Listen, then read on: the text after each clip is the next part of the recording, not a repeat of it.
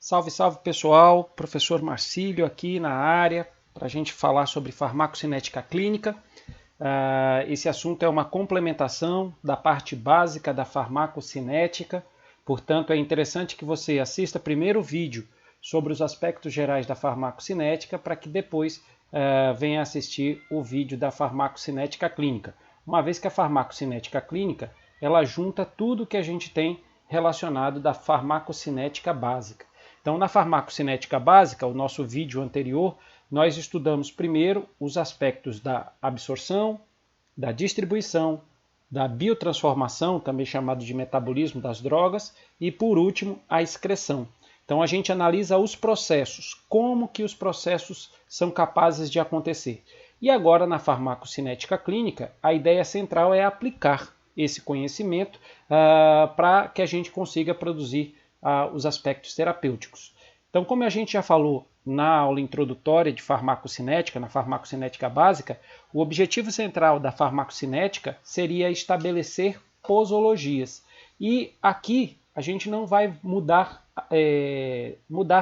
de forma muito significativa esse conceito, né? O nosso objetivo principal agora vai ser adaptado, ou seja, a gente vai querer criar posologias, principalmente quando os pacientes têm alguma variação de normalidade ou alguma patologia que afetem essa posologia da forma tradicional, da forma comum. Então aqui na farmacocinética clínica, a gente vai utilizar o conceito de concentração plasmática, que a gente já vai chegar nele, mas vai usar esse conceito de concentração plasmática ideal para que a gente consiga um ótimo efeito terapêutico. Isso sem que a gente chegue a produzir efeitos tóxicos tão deletérios. Então a gente vai trabalhar com quantidades. Por isso, a farmacocinética clínica ela envolve uma quantidade interessante de cálculos matemáticos. Porém, eu vou pedir que vocês acreditem naquilo que eu estou falando enquanto conceitos, porque eu não tenho a habilidade suficiente para poder caracterizar os cálculos matemáticos que são feitos na parte da farmacocinética. Ao meu ver, essa seria a parte mais complexa de toda a farmacologia, talvez por uma limitação minha de não compreender tão adequadamente os aspectos que envolvem a matemática em si. Porém, todos os cálculos são encontrados em todos os livros de farmacologia. Portanto, eu citaria aqui pelo menos 3 livros de ótima referência para quem quer estudar e se dedicar aos aspectos gerais da farmacocinética clínica.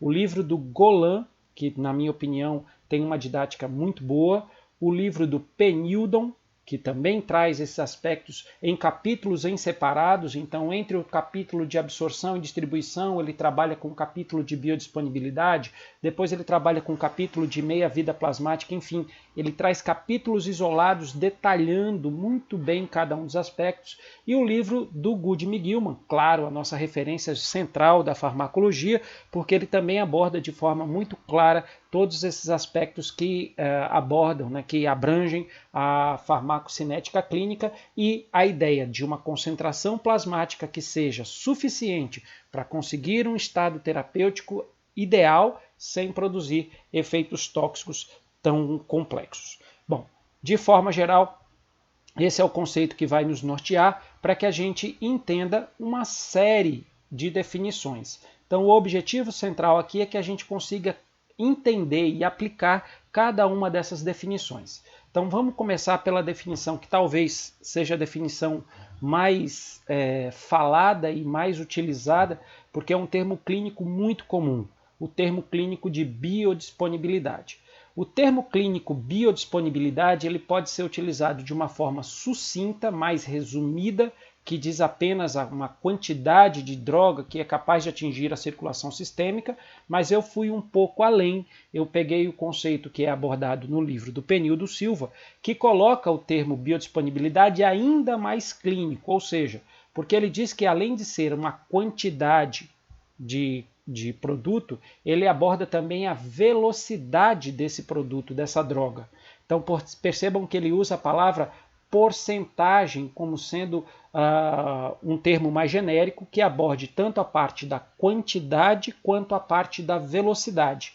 Então essa porcentagem de droga inalterada, ou seja, da droga que foi capaz de passar por todos os processos da absorção, da distribuição, do metabolismo, principalmente a relação do metabolismo de primeira passagem, que a gente definiu na nossa conversa anterior na parte de farmacocinética básica, ou então o seu metabólito ativo, porque lembrem que algumas substâncias são chamadas de profármacos, porque elas precisam de um metabolismo para então virem a ser ativadas. Lembre que isso é a exceção. A maioria dos produtos, ao passar pelo processo de biotransformação, ele vira uma substância inativa. Mas alguns, que são chamados de profármacos, são ativados a partir do processo de metabolização. Por isso, a gente coloca aqui que pode ser a droga, no seu estado inalterado em si, ou o seu metabólito ativo, aquele que vai fazer efeito. E essa porcentagem ela tem que atingir a circulação sistêmica, após a administração por qualquer uma daquelas vias que a gente falou, e aí vejam de novo aquele conceito da via endovenosa, que ao pular o processo de absorção, ele já confere uma biodisponibilidade muito maior do que qualquer outra via, uma vez que eu pulo uma etapa e eu pulo todas as possíveis consequências do processo de absorção, por exemplo, quando eu comparo com o processo de absorção intestinal. Então, a via de administração endovenosa é a que vai, obviamente, produzir o maior quadro de biodisponibilidade. E aí a gente considera que, além de chegar à circulação, ele vai ter que chegar ao seu local de ação. Nós ainda não falamos dos efeitos farmacológicos, nós ainda não estudamos a parte de farmacodinâmica, porém eu quero deixar claro que o nosso interesse principal é que aquele fármaco, qualquer fármaco, produza um efeito. Então a gente está querendo fazer com que ele chegue ao seu local de ação. A gente tem até alguns memes que são muito interessantes, recebo direto na internet, né?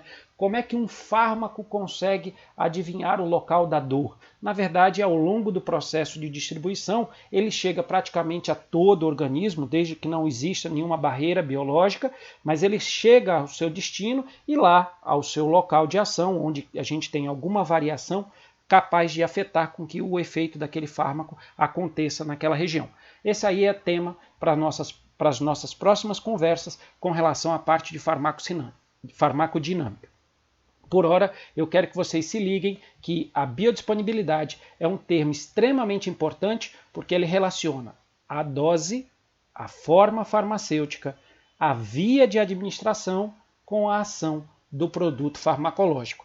Portanto, é um conceito clínico que faz com que a gente possa escolher uma determinada dose ou uma determinada forma farmacêutica ou ainda uma via de administração, misturando todos esses conceitos para que a gente entenda a melhor ação terapêutica sem a gente atingir, obviamente, o risco de potencial tóxico de cada uma daquelas substâncias. Visto isso, eu trago aqui uma figura do livro do Penildo Silva, que mostra muito bem todos os processos que um fármaco administrado pela via oral, ele está aqui usando a via oral como grande exemplo, até porque lembrem que a via oral é a via mais utilizada pela população de uma forma geral, de uma forma como um todo. Então percebam que uma droga, aqui ele colocou um desenho mostrando aqui, imaginem uma quantidade desse tamanho aqui de droga que foi administrada por via oral, e observem como ela vai terminar no seu local de ação. E o que aconteceu no meio do caminho? Bom, parte dessa droga pode não ter sido dissolvida, ou seja, ela não passou por um processo de desintegração e dissolução no trato intestinal de forma adequada, então foi um comprimido, foi um comprimido revestido e aquele comprimido não foi completamente dissolvido. Reparem que ao chegar no estômago ele pode ter sido perdido, lembre que algumas vezes há interações negativas com o ácido clorídrico, ou então aquele estômago estava muito repleto de alimentos, e aí houve uma complexação com os alimentos, ou a velocidade do esvaziamento gástrico pode ter interferido. Reparem que a droga, uma vez já no intestino, ela também pode sofrer, por exemplo, ações enzimáticas em nível intestinal e passar por um processo de primeira passagem de metabolização já em nível de intestino. A gente sabe que o fígado é o principal local de metabolização, mas alguns fármacos podem ser metabolizados inclusive pelas enzimas produzidas pela flora digestiva. A gente tem que contar também que uma parte dessa droga pode não ter tido tempo de passar por todos aqueles processos de absorção, né? Todas aquelas modalidades distintas. Sei lá, de repente a gente pode estar com um aumento de peristaltismo e o aumento de peristaltismo pode estar fazendo com que a gente perca mais rapidamente esse produto sem ter dado tempo suficiente dele ter sido absorvido. Bom, uma vez que ela tenha sido absorvida, lembra, lá no nosso, pela via oral, a gente tem um risco de efeito de primeira passagem muito significativo, mas mesmo que não passe pelo efeito de primeira passagem em si, a droga pode ser perdida por excreção biliar, ela pode ter virado bile antes mesmo de cair na circulação geral. Mas uma vez na circulação geral, lembre, a gente ainda corre risco de ter processos de biotransformação. Por exemplo, algumas drogas são metabolizadas em nível plasmático, ou ainda, lembre que a gente tem algumas barreiras e essas barreiras podem limitar o acesso do produto a todo o organismo. De forma que, efetivamente, percebam, em termos quantitativos, olha quanto era aqui e olha o que efetivamente chegou no local de ação. Então, essa quantidade, esse percentual que chegou efetivamente, né, saiu dessa quantidade para essa quantidade, essa seria a definição de biodisponibilidade, a quantidade de fármaco útil que efetivamente vai fazer o seu efeito lá na corrente circulatória. Bom, nessa figura, que foi também do livro do Penildo Silva, mas ele se baseia no estudo de Gibaldi, que foi um estudo antigo, de 1968, em que ele usou a lincomicina. A lincomicina é um antibiótico. A gente vai ver que, na prática, a gente usa muito mais o seu congênere, a clindamicina, justamente por causa das suas características de farmacocinética serem melhores e também pelas suas características de toxicidade também serem menores. Então, por isso a gente usa a clindamicina como uma referência em relação à lincomicina. Mas, de forma geral, vejam que interessante esse estudo em que ele compara a administração intravenosa, lembrando, pessoal, hoje em dia a gente evita usar o termo intravenoso, a gente prefere usar o termo endovenoso por uma questão de precaução para que isso daqui não seja confundido com o número 4 em algarismo romano. Por essa razão, vamos preferir, se a gente fosse escrever de novo, a gente colocaria EV. Então, endovenoso ao invés de intravenoso. Não está errado falar intravenoso, mas a gente prefere o termo endovenoso pela característica de segurança do paciente, principalmente quando a gente pensa na hora da nossa prescrição. Aí percebam, ele fez a administração oral da mesma dose. Percebam que continua com 500 mg, só que ele utilizou 4 horas antes da refeição pela via oral. Comparem a via endovenosa com a via oral com 4 horas antes da refeição. E percebam que a gente já tem uma diferença muito significativa da biodisponibilidade da droga. Repare quando ele usa 1 hora antes da refeição, então praticamente vai para metade daquilo que a gente obteria se tivesse utilizado 4 horas antes da refeição. Vejam o impacto da refeição, vejam quantos fatores são capazes de afetar a biodisponibilidade. Fatores relacionados à absorção, ao uso de alimentos, fatores relacionados à distribuição, fatores relacionados à biotransformação, fatores relacionados à idade, fatores relacionados à indução ou inibição de metabolismo, tudo que pode afetar qualquer processo que a gente viu relacionado à absorção, distribuição e metabolismo pode afetar a biodisponibilidade. Todos aqueles processos que dá uma olhadinha lá na aula de farmacocinética básica, e aí vocês vão perceber que existem inúmeros fatores relacionados e que podem afetar a biodisponibilidade. Mas comparem aqui agora comigo quando ele utilizou após a refeição.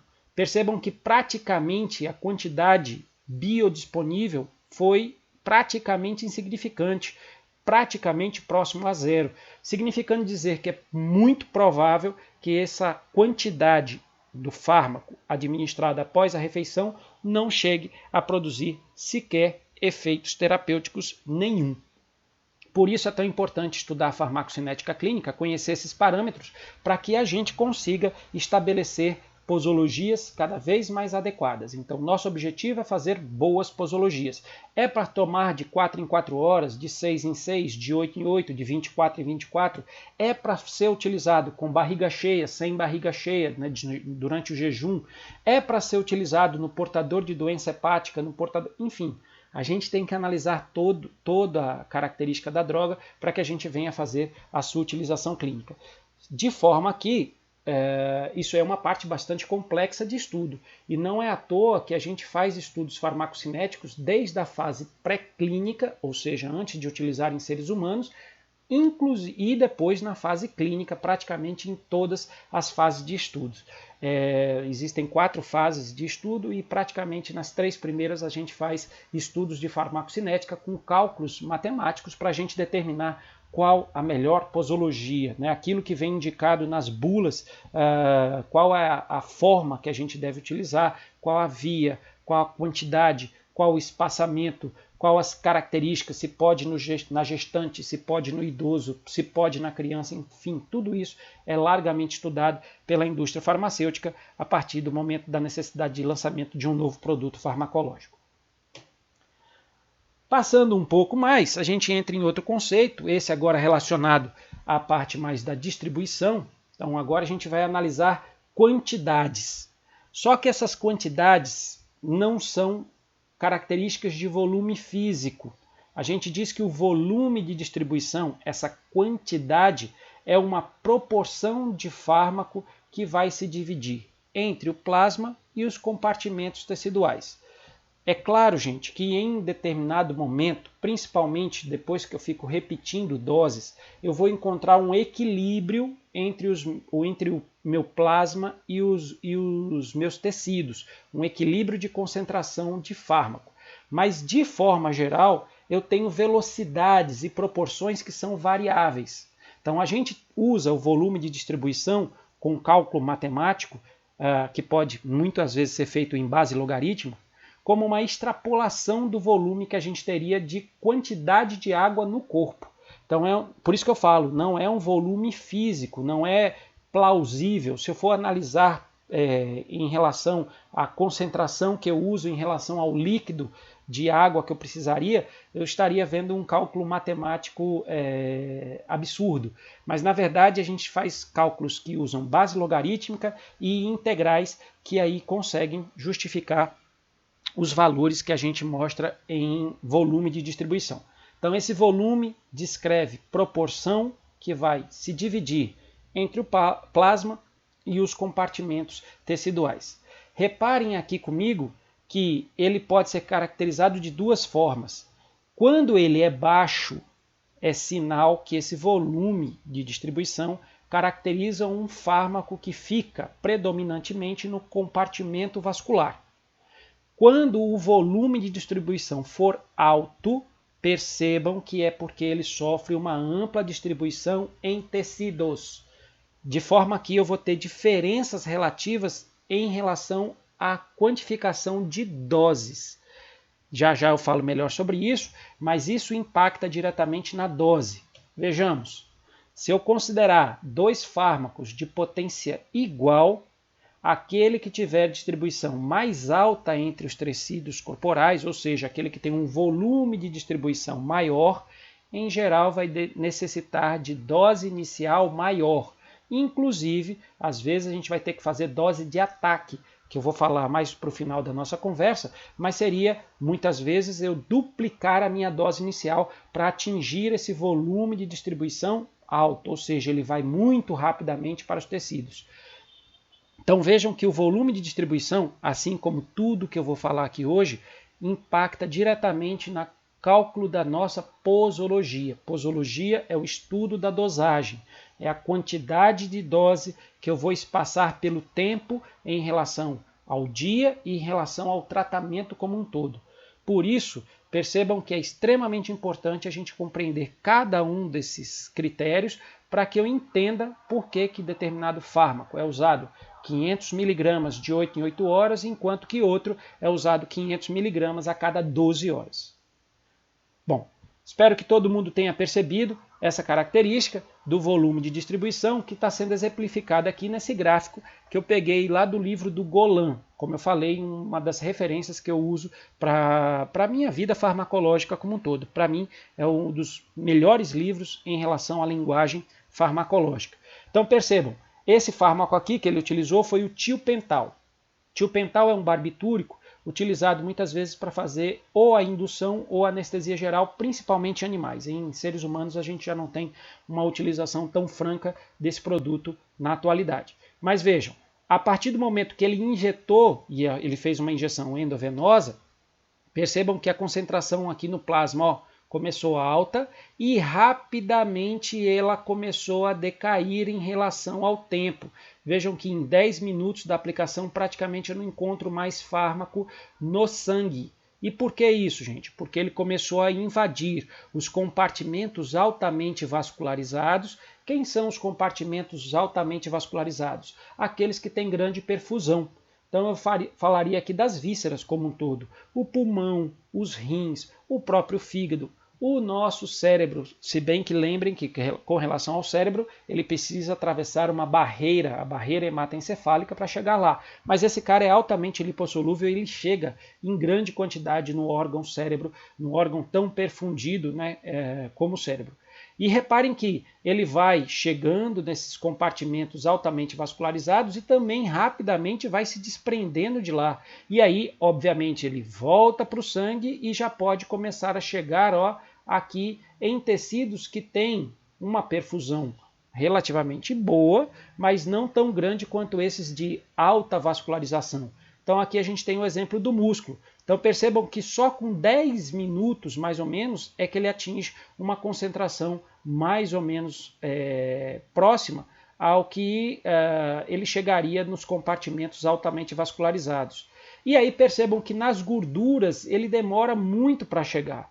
Mas o gráfico nem deu conta de mostrar quanto tempo que ele vai permanecer na gordura. Por quê? Por ser um fármaco altamente lipossolúvel, ele faz um depósito, um armazenamento na gordura. E ao se armazenar na gordura, é claro que em algum momento ele vai ter que sair daqui para ser excretado completamente do organismo. E obviamente ele vai sair da gordura, voltar para o sangue, mas isso em quantidades pequenas, até que a gente vai completamente eliminando essa substância. Então percebam que o volume de distribuição é diferente para cada uma das substâncias e lembro mais uma vez, os cálculos extrapolam a nossa matemática básica, usam integrais e outros e limites, né, que a gente não está acostumado a ver na matemática do segundo grau. Por isso, os cálculos parecem ser cálculos ilusórios, mas de forma geral é um volume que chama muita atenção para o estabelecimento da posologia, assim como a biodisponibilidade que a gente viu anteriormente. Chegamos então ao conceito-chave, né? O nosso conceito-chave é de concentração plasmática. E, como a gente definiu no começo, o objetivo de estudar a farmacocinética clínica é compreender os limites, né, entre a dose terapêutica eficiente e a dose tóxica. Então esse gráfico ele mostra muito bem um gráfico de concentração plasmática pelo tempo, mostrando uma curva de dose única e caracterizando que existe uma grande relação entre os efeitos e essa concentração de fármaco no sangue. Só estou lembrando que ao mesmo tempo, a gente tem que pensar nos outros compartimentos, o músculo, o tecido adiposo, outros compartimentos altamente vascularizados. Mas aqui é um gráfico de resumo que mostra aqui uma conjuntura só, né? A concentração plasmática como fator preponderante de cálculo da dose. E aí vejam que eu posso ter uma dose dita de máxima, que já seria, né, que já me traria aqui riscos de toxicidade, uma dose que eu chamaria de mínima, que aqui não está fazendo sequer cosquinha, ou seja, eu não tenho nenhum efeito ainda visível desse produto farmacológico, e aqui eu tenho uma faixa terapêutica, ou seja, nesse universo daqui, dessa concentração, eu consigo ter o efeito desejado sem atingir a possibilidade de efeito tóxico.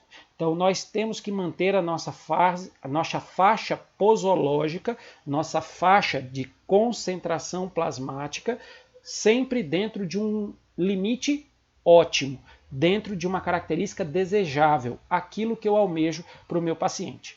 Detalhando melhor, né, esse mesmo gráfico, repare que a gente vai ter aí algumas características interessantes, né? Por exemplo, nessa figura fica claro que o efeito só começa a acontecer mais ou menos quando ele atinge essa concentração de K. Vamos chutar aqui mais ou menos um 3,5. Quando ele tem uma concentração plasmática de 3,5 miligramas, por exemplo, ele consegue me começar o efeito. Se eu faço aqui uma linha, ó, esse efeito ele começou mais ou menos por volta de 5 minutos. Então, em 5 minutos eu tenho o início do meu efeito. E esse efeito demora quanto tempo? Então, vai daqui dos 5 minutos até mais ou menos aqui, ó. Reparem que eu tenho um tempo de efeito de mais ou menos 35, próximo a 40 minutos de duração de efeito. Qual foi o pico máximo? Bom, o pico máximo é quando ele chegar nessa curva aqui, a concentração máxima que ele me produziu. Nessa concentração máxima eu cheguei mais ou menos próxima dos meus 20 minutos. Então, em 20 minutos eu tenho a maior concentração plasmática para essa única dose que foi utilizada desse fármaco aqui qualquer. Percebam que dá para eu calcular, portanto, a intensidade do efeito, a intensidade mínima de efeito para a intensidade máxima de efeito. Cuidado para não confundir com concentração mínima de efeito adverso com concentração mínima de efeitos desejados, porque a diferença dessa concentração mínima de efeito adverso para a concentração mínima de efeito desejado, a gente chama de janela terapêutica, que é um outro indicativo para a gente fazer estabelecimento de dose, né? Aquele tipo de dose que a gente vai utilizar e de acordo com o espaçamento de tempo que a gente vai fazer na nossa prática clínica. Então, nessa figura, a gente mostra muito bem a correlação de todo o processo de concentração plasmática e há uma medida, né, que o pessoal chama de área de concentração sob a curva, que a gente pode calcular também com base logarítmica e aí a gente vai ter respostas também para o estabelecimento das nossas posologias. Como eu já falei, não vou entrar no mérito porque as questões matemáticas eu estou tentando omitir dessa nossa conversa. Bom, tudo tem um fim. A gente viu que o processo de finalização dos efeitos farmacológicos inicia com a metabolização.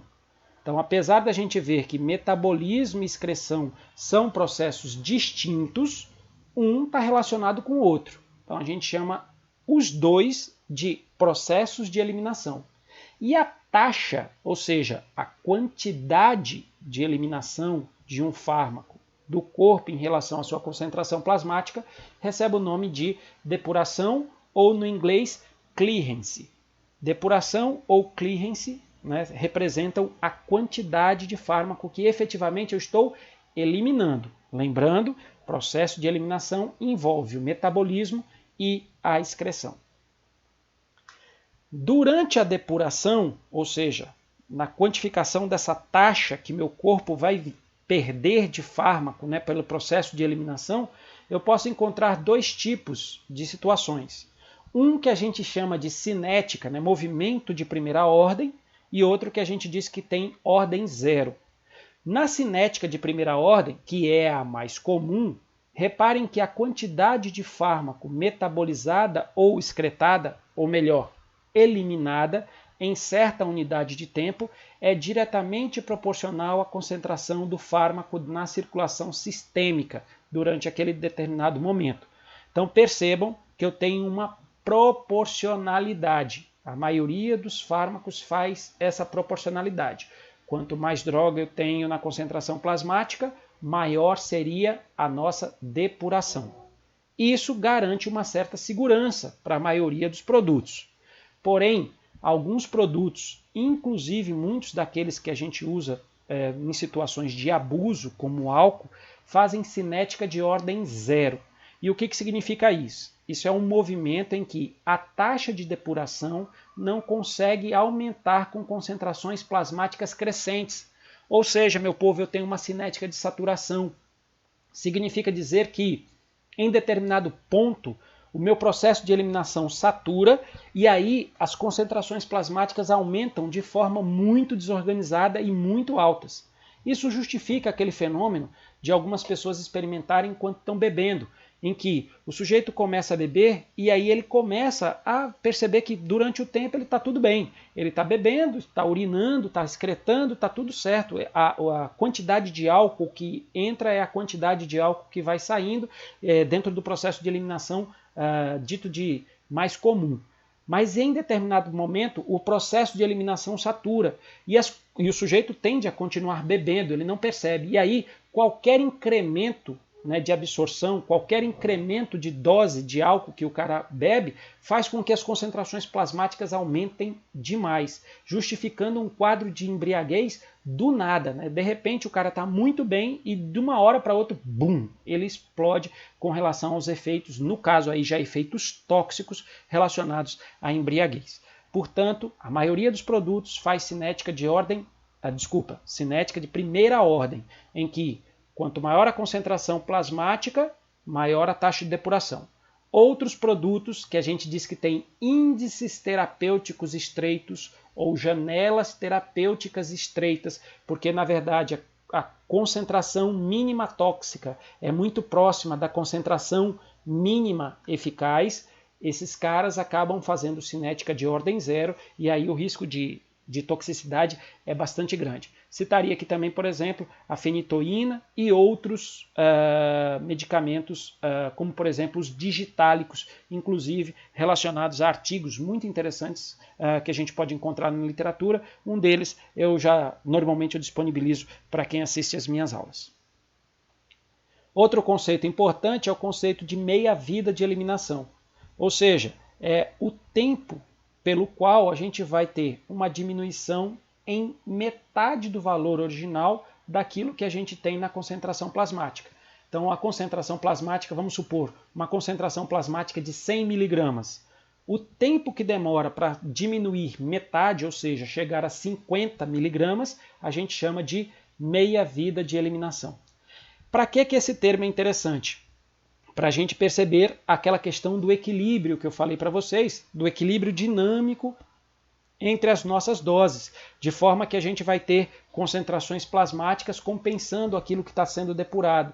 Então eu tenho que compreender essa meia-vida de eliminação para eu calcular as minhas posologias. O interessante é que quando eu considero uma única dose, o tempo médio de meia-vida dos fármacos está em torno entre 5 e 8 para que eles sejam excretados completamente. Então, entre 5 e 8 meias-vidas, a gente tem a completa excreção do produto do nosso organismo. Esse processo de excreção pode ser extremamente demorado. Existem substâncias que têm meia-vidas tão longas que chegam a demorar meses, como é o caso da amiodarona, um medicamento bastante tóxico, por sinal, que é utilizado como um antiarrítmico. Esse medicamento ele chega a demorar meses para a gente conseguir eliminá-lo completamente. Isso significa que a sua meia-vida de eliminação é muito lenta. Ele vai diminuindo metade, depois a outra metade da metade, e assim ele vai diminuindo até que a gente consiga excretá-lo completamente do organismo. Finalmente, a gente chega ao conceito de dosagem, o estabelecimento de uma quantidade em relação ao tempo, e aí a gente usa o único cálculo, na verdade eu só estou mostrando para vocês o cálculo, isso a gente encontra muito bem lá no livro do Golan, a explicação muito detalhada sobre esse cálculo, que caracteriza a concentração plasmática em equilíbrio dinâmico. O que eu estou falando de equilíbrio dinâmico, gente? Equilíbrio dinâmico é quando ele já conseguiu fazer o seu volume de distribuição por todos os tecidos e aquela concentração plasmática efetivamente significa que todos os órgãos, todos os tecidos estão sendo banhados de uma forma relativamente equilibrada para que haja produção do efeito. Bom, aí vejam que essa concentração ela está relacionada diretamente proporcional com a biodisponibilidade e com a dose, e inversamente proporcional ao intervalo e à depuração do organismo. Consequentemente, se a gente sabe esses valores, dá para a gente fazer cálculos matemáticos e estabelecer qualquer um desses critérios. Então é assim que os pesquisadores estabelecem as posologias, de forma que a gente pode encontrar esses gráficos de dosagens baseados nessa concentração plasmática e nessa relação entre biodisponibilidade, dose, depuração, enfim, nesse cálculo de dosagem. Então observem aqui o que seria uma dosagem terapêutica. Olha só, no tempo zero, né, o sujeito começou aqui, deu uma dose, seja lá por qualquer via, aí vejam que a concentração plasmática foi aumentando, depois de um certo tempo ela começou a cair, o cara repetiu a dose. Ela aumentou mais um pouquinho, depois de um certo tempo começou a cair, o cara repetiu a dose. Depois ele levantou, começou a cair, repetiu a dose. Está fazendo a coisa certa. Por que eu sei que ele está fazendo a coisa certa? Porque vejam que ele está usando a faixa terapêutica. Ele não está chegando na faixa tóxica e muito menos não está fazendo nada, brincando de fazer farmacologia. Ele está usando dentro de uma faixa terapêutica ideal. Agora, observem aqui que nesse outro caso, no gráfico B, todas essas figuras são do livro do Golan. Reparem aqui que ele também deu a primeira dose no tempo zero, só que ele duplicou. Então ele fez uma concentração muito mais rápida e muito mais alta. E aí ele não teve uma decaída tão grande aqui. Ó. Reparem que, na verdade, esse produto só atingiu sua faixa terapêutica quando chegou aqui, ó, onde eu estou apontando aqui com a seta. Então vejam que aqui ele só chegou no seu tempo, isso aqui dava mais ou menos 1 hora, aliás, um dia, né, que aqui está medindo em dias. Então, um dia para ele chegar na sua faixa terapêutica. Vejam que aqui com uma dose de ataque, ele já chegou no mesmo dia zero. Ó. No tempo zero ele já encontrou a dose terapêutica. E depois começou a cair, ele manteve a dose. Começou a cair, ele repetiu a dose. Começou a cair, ele repetiu a dose e permaneceu dentro de uma faixa terapêutica. Reparem que nesse gráfico C, ele mostra quando o sujeito exagera, então pode ser porque a escolha da dose foi alta demais, e aí o que aconteceu? Demorou praticamente a mesma coisa para chegar na dose terapêutica, mas aqui, ó, com a repetência com a repetição da dose, a gente acaba extrapolando para a faixa tóxica. Então isso daqui caracteriza, por exemplo, fármacos que podem, por exemplo, ter cinética de ordem zero. Por isso, cuidado na mensuração constante da concentração plasmática dessas substâncias. E aqui, finalmente, um cara que só brincou de farmacologia, ele deu quantidades muito pequenas que não chegaram em nenhum momento, ou só muito pouco aqui, ó, a atingir uma concentração mínima desse fármaco. Por isso, essa aqui seria uma terapêutica ineficaz. Está brincando de fazer farmacologia e não atingiu a dosagem eficaz. Bom, esses gráficos também nos ajudam a fazer cálculos de posologia em pacientes especiais. E aqui eu vou citar 2 que são grandes problemas para se tratar em farmacologia como um todo. É o paciente hepatopata, aquele cara que não metaboliza bem, portanto não faz um bom processo de eliminação, e o cara que é nefropata, ou seja, ele não excreta bem. Percebam, de novo, ele não faz um bom processo de eliminação. Percebam que essas pessoas elas tendem a acumular a droga no seu organismo. E ao acumular a droga no seu organismo, elas provavelmente vão encontrar uma faixa tóxica muito mais facilmente do que as pessoas saudáveis. Por isso, qual é a ideia central para se fazer nesses casos? Ou eu vou diminuir a dose, ou eu vou espaçar o tempo da posologia. Então, por exemplo, se eu tenho um fármaco que é utilizado 500 mg a cada 8 horas, pode ser que num paciente hepatopata ou nefropata eu precise calcular a dose para, por exemplo, 300 mg para manter a cada 8 horas. Mas isso seria muito mais difícil, porque lembrem que as nossas formas farmacêuticas, principalmente pensando em especialidades farmacêuticas, a gente já encontra elas padronizadas, com a concentração chave. Eu teria que ir numa farmácia de manipulação, manipular, enfim, daria mais trabalho. Então, o que é normalmente mais comum? Eu espaçar o tempo. Em vez de usar 500 mg de 8 em 8, dependendo da depuração, dependendo do clearance, e aí já dando um spoiler para o futuro de vocês, a gente faz uma mensuração do clearance, da depuração de uma substância orgânica para identificar como é que está o funcionamento renal, que é a creatinina. Então, de acordo com a dosagem da depuração de creatinina, a gente sabe quantificar a função renal, por exemplo, do paciente.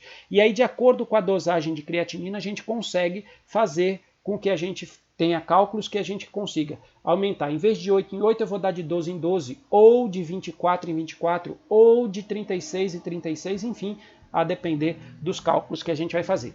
Mas essa discussão para o hepatopata, para o nefropata, será uma discussão mais para o futuro. Em breve a gente estará tendo tempo, de preferência presencialmente, para exemplificá-la de uma forma muito geral. Bom, pessoal, é sempre um prazer estar com vocês. Essa foi a nossa conversa. Eu espero que com essa conversa toda aqui vocês sejam capazes de fazer toda essa nossa parte que a gente passou como estudo dirigido para vocês, mas caso tenha ficado qualquer dúvida nesse estudo dirigido, é só vocês falarem comigo, porque a gente está sempre junto. Um forte abraço e a gente se encontra por aí qualquer dia.